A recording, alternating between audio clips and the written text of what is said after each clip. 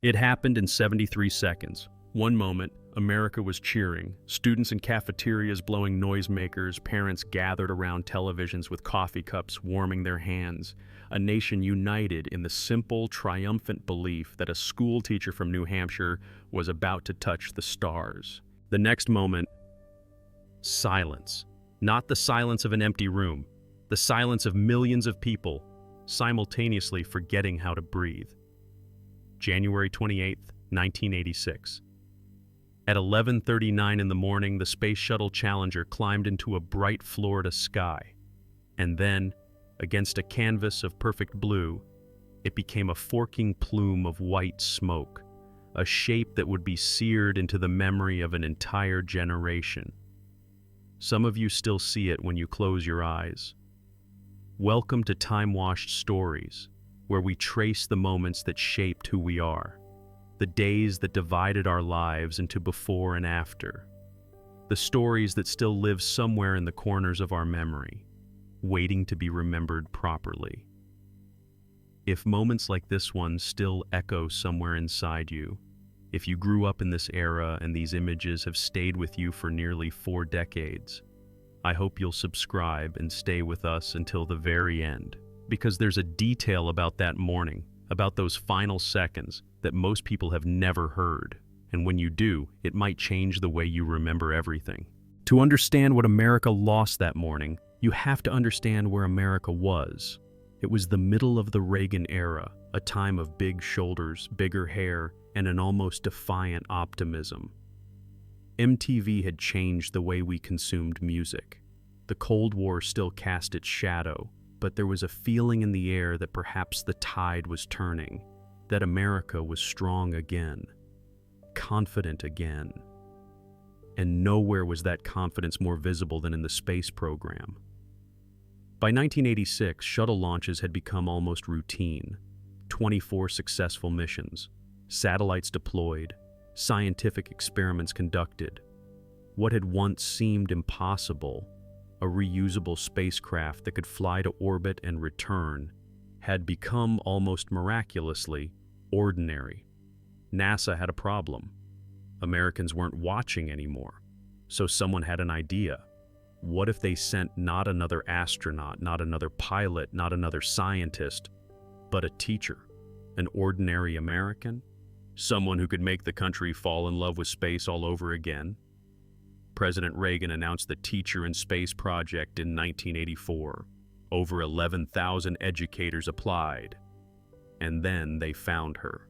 Her name was Sharon Christa McAuliffe. She was 37 years old. A social studies teacher at Concord High School in New Hampshire, mother of 2. The kind of teacher who ran to the post office at the last minute to mail her application. When they asked her why she wanted to go to space, her answer was simple. She said, "Imagine me teaching from space all over the world, touching so many people's lives. That's a teacher's dream." She appeared on Good Morning America, The Today Show, The Tonight Show with Johnny Carson. When Carson asked about the mission, she said something that would become tragically prophetic. If you're offered a seat on a rocket ship, don't ask what seat, just get on. America fell in love with her. Not because she was extraordinary in the way astronauts were supposed to be extraordinary, test pilots and physicists and military officers with nerves of steel, but because she was extraordinary in a way that felt familiar. The teacher who stayed late to help you understand. The neighbor who brought soup when you were sick. The mom who cheered too loud at soccer games. She was us, and she was going to space. Her plan was to conduct 2 live lessons from orbit, broadcast to classrooms across the nation. She joked that no teacher in history had ever spent so much time preparing for 2 15-minute classes. By January 1986, NASA had arranged for schools across America to tune in. Special satellite feeds, television sets wheeled into cafeterias and gymnasiums. An estimated 2.5 million students were watching live at the moment of launch. A generation of children looking up, Central Florida woke that morning to something unusual: ice.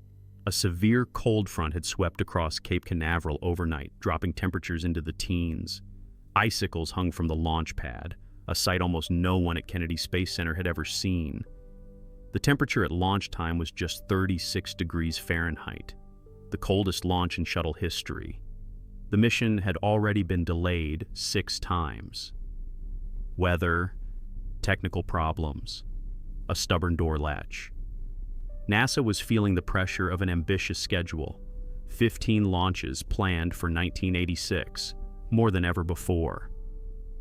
The night before launch, engineers at Morton Thiokol, the company that built the solid rocket boosters, raised urgent concerns. The rubber O-rings that sealed the booster joints had never been tested at such low temperatures. They warned that the cold could compromise the seals. They recommended postponing the launch. Management overruled them. At Concord High School in New Hampshire, 1,200 students gathered in the cafeteria and the gym. They wore party hats. They blew noisemakers. Television cameras pushed into their faces, capturing the celebration. Krista McAuliffe's own students, the kids she'd taught about the Constitution and the American Revolution, prepared to watch their teacher make history. In McCall, Idaho, 600 children were divided between the library and gymnasium to watch on television monitors. Their town had a special connection. Barbara Morgan, McAuliffe's backup, taught there. She was supposed to be there on that flight if anything happened to Krista. In living rooms and offices, in diners and shopping malls, wherever there was a television, Americans gathered to witness what NASA had promised would be a new beginning. At 11:38 a.m. Eastern Standard Time, Challenger lifted off. The countdown reached 0. The massive engines ignited. 8 million pounds of thrust pushed the orbiter away from Earth as steam and fire billowed across the launch pad. The shuttle cleared the tower and began its climb. For 73 seconds, everything looked perfect. In mission control, the flight director spoke the words that had become routine. "Challenger, go at throttle up." Commander Dick Scobie acknowledged. "Roger, go at throttle up." Those were the last words anyone heard from the crew. At 1 minute and 13 seconds after liftoff, at an altitude of 46,000 feet, traveling at nearly twice the speed of sound, Challenger broke apart. The O-rings had failed, just as the engineers had warned. In the frigid temperatures, the rubber had lost its resilience. A tiny gap opened. Hot gas from the booster, 5,000 degrees, burned through the seal in seconds, creating a blowtorch that severed the strut holding the external tank in place. Within 2 seconds, the shuttle was torn apart by aerodynamic forces. What the nation saw in real time was a forking plume of white smoke against blue sky, 2 solid rocket boosters spiraling away like Roman candles trailing fire. The shuttle itself had simply vanished, replaced by a cloud of debris raining down toward the Atlantic Ocean. At Kennedy Space Center, spectators who had gathered to watch fell into stunned silence. Krista McAuliffe's parents, watching from a nearby viewing area, didn't understand at first. They smiled for a moment, thinking perhaps the boosters were supposed to separate that way. Then they saw the faces of the NASA officials around them. CNN was the only network broadcasting live nationally. In the control room, chaos erupted as producers scrambled to comprehend what had happened. In classrooms across America, students who had been cheering fell silent. Teachers, watching alongside their students, burst into tears and left the room. One teacher in Florida wheeled a television into her classroom moments after the explosion. Her students watched the replays in stunned silence.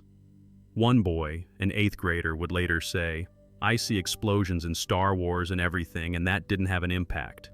But when I actually saw people actually dying, I had never seen that happen before." At Concord High School, the cafeteria went quiet. One of the teachers stood up and shouted, "Everybody shut up!" It was dead silent after that. Within an hour, 85% of Americans had heard the news. Dan Rather rushed to the CBS studio to anchor coverage. He would later recall seeing the plume of smoke on the monitor how it split like a wishbone against the sky, and knowing instantly that 7 people had died. "We did not know what happened," one reporter recalled. "We knew there was an explosion, but we got absolutely no information from NASA." It was a very difficult afternoon. By that evening, President Reagan was scheduled to deliver his State of the Union address. He postponed it, the first time in history a president had delayed the annual speech. Instead, at 5 o'clock, he spoke from the Oval Office. "Today is a day for mourning and remembering," he said. "Nancy and I are pained to the core by the tragedy of the Shuttle Challenger." And then he spoke directly to the children of America, the millions who had watched their teacher die on live television. "I know it is hard to understand, but sometimes painful things like this happen. It's all part of the process of exploration and discovery. The future doesn't belong to the faint-hearted. It belongs to the brave." He closed by quoting a poem written by a 19-year-old pilot who died in World War II, lines that would become inseparable from the memory of that day. "We will never forget them, nor the last time we saw them this morning, as they prepared for their journey and waved goodbye and slipped the surly bonds of earth to touch the face of God." Do you remember where you were? Were you in a classroom watching on a television that sat on a metal cart? Were you at home, maybe sick from school, seeing it unfold on your parents' TV? Were you an adult at work, hearing the news from a coworker? Do you remember the silence? I'd love to meet you in the comments. Tell me what you remember. Tell me the detail that stayed with you all these years. Sometimes the things we carry say more than any history book ever could. In the days that followed, President Reagan appointed a commission to investigate. It was chaired by former Secretary of State William Rogers and included Neil Armstrong, the first man to walk on the moon, and physicist Richard Feynman, a Nobel Prize winner known for his brilliance and his impatience with bureaucracy. What they found was devastating. The immediate cause was the O-ring failure, rubber seals that had become stiff and brittle in the cold. But the deeper cause was a culture of complacency. Engineers had raised alarms. Management had dismissed them. NASA had gambled with lives to meet a schedule. In one of the most memorable moments of the hearings, Feynman performed a simple demonstration. He took a small piece of O-ring material, placed it in a clamp, and dunked it in a glass of ice water. When he removed it, the rubber remained compressed. It had lost its ability to spring back, exactly what had happened on the morning of January 28th. Later, it was revealed that the tip had come from Sally Ride, America's first woman in space, who was also on the commission. She had quietly passed a document to another commissioner, knowing the truth needed to come out. Feynman's conclusion was blunt. For a successful technology, reality must take precedence over public relations, for nature cannot be fooled.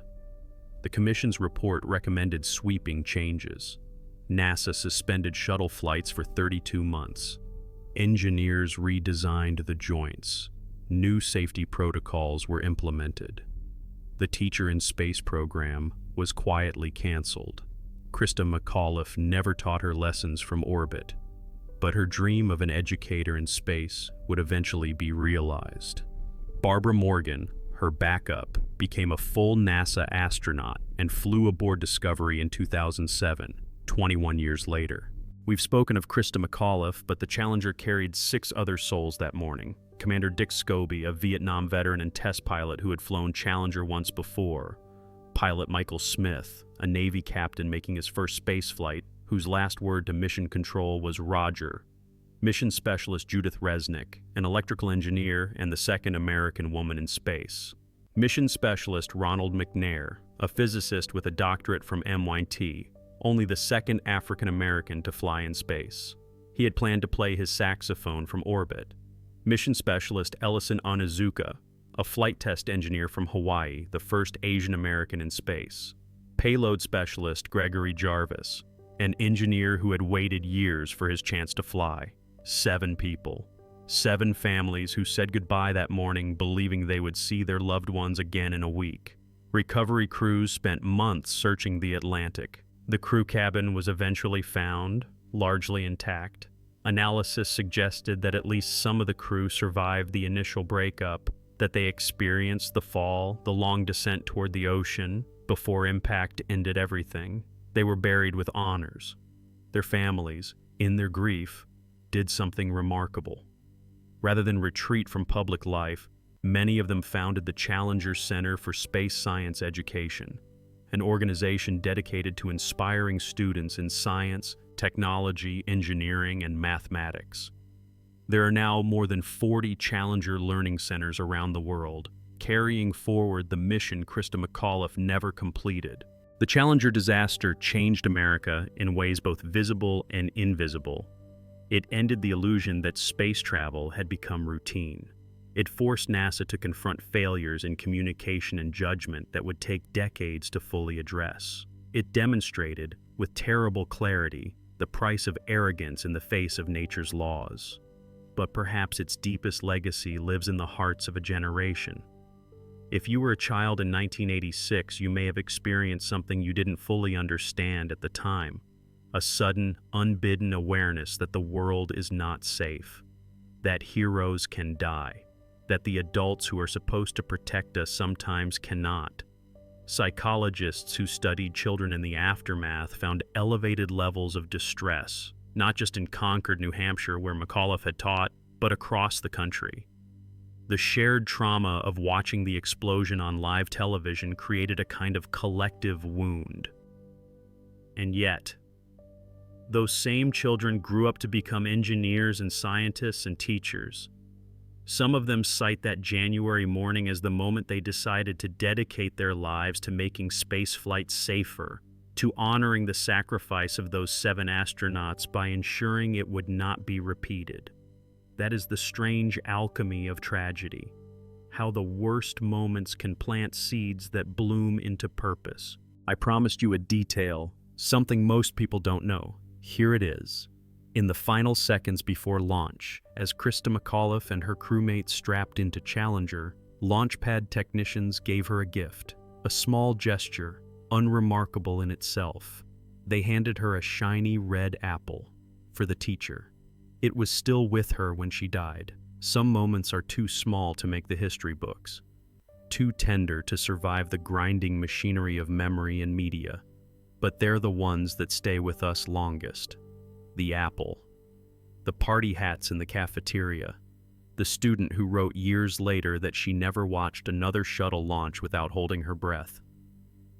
7 people climbed aboard Challenger that morning, carrying with them the hopes of a nation that still believed the stars were within reach. They slipped the surly bonds of Earth. They touched something. Maybe it wasn't the face of God. Maybe it was something smaller and therefore larger. Maybe it was us.